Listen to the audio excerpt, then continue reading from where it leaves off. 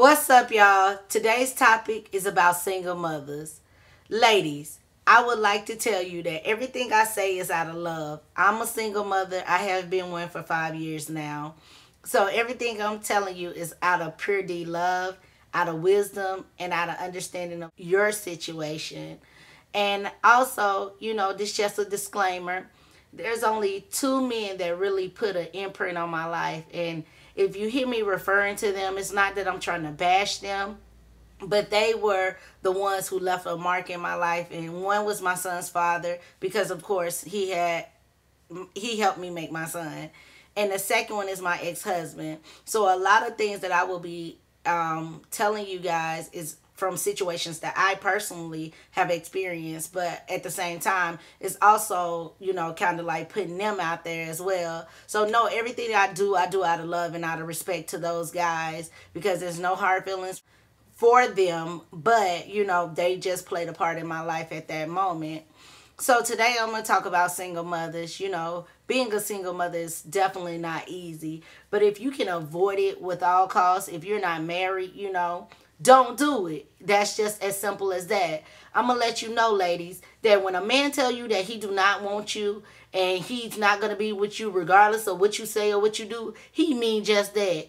Having a baby is not going to make him want you even the more. It's going to make him run, because he didn't already told you that he didn't want to be with you. So now you're just basically putting yourself in a predicament that now he's kind of like forced to push away from you, even though you're with child. It's like he don't care, because he told you from Jump Street, he didn't want to be with you. So with that being said, you're basically putting yourself in a position of being a single mother. In the Bible, it talks about you shouldn't have premarital sex. There's a reason that God ordained sex for marriage or for married couples. It's because with that commitment, not only are you creating a bond with each other and saying, I got your back, you got mine, but you also creating a bond with God. When you do things out of the will of God, then God cannot cover that. So when you go and have sex and you're not married, God can't honor your prayers of, Lord, please let them stay with me, because you did it against God's rules anyway. So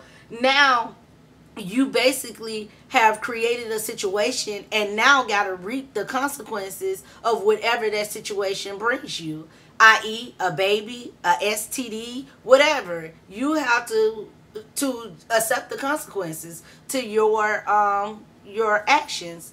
And so, I look around now as I'm older, and I look around and I want to talk to young ladies about, trying to make a dude stay and trapping a dude, and even if it's by accident, if a dude already have shown his true colors to you, believe him, because he's not going to change.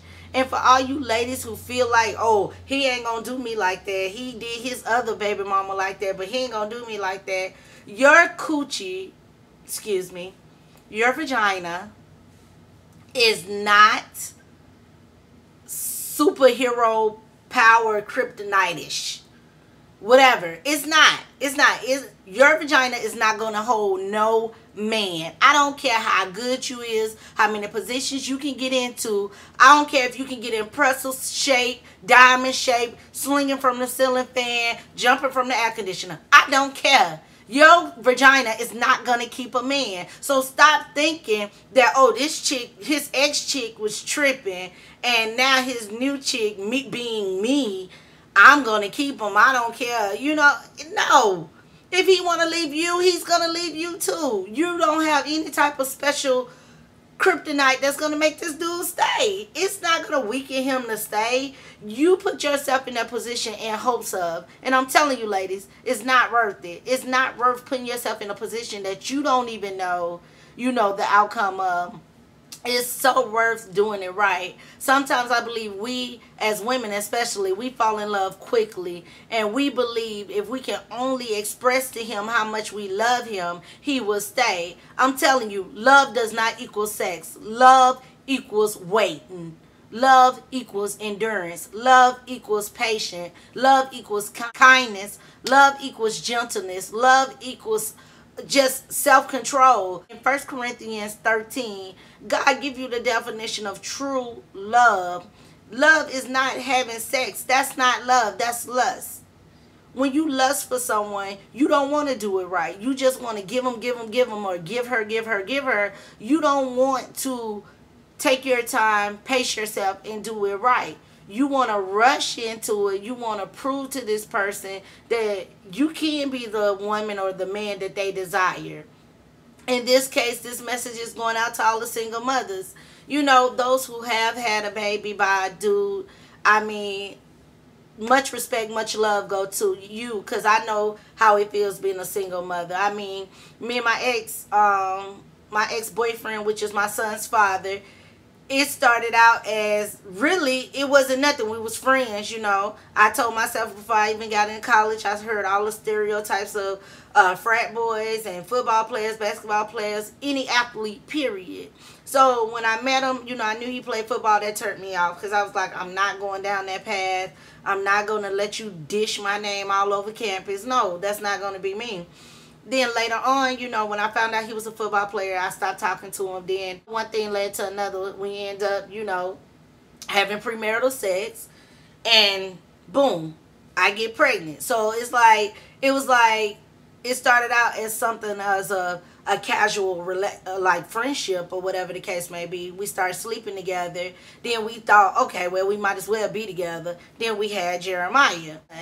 So if I could redo it, I would never regret my son, because my son has been a tremendous blessing in my life. However, I knew that it was wrong to do. It was wrong to have premarital sex. I knew it. But because I thought I was grown and I knew what I was doing, and I wouldn't get comfortable in the situation that I was in, I compromised my Christianity and said, you know, this ain't going to get me pregnant, or this is not going to give me an STD, or whatever the case may be. I lowered myself to compromising with the enemy. Not saying my son's father is the enemy, but I want y'all to know how the enemy works. The enemy goal is to steal, kill, and destroy.